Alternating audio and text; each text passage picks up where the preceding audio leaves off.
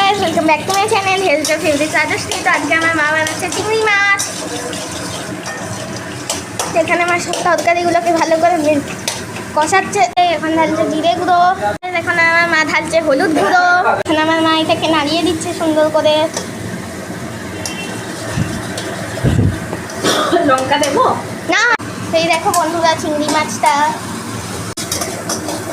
যখন জলটা না শুকে তখন ভাজবো।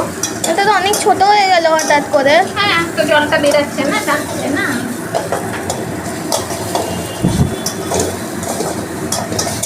গন্ধটাও ততটাই ভালো আসছে।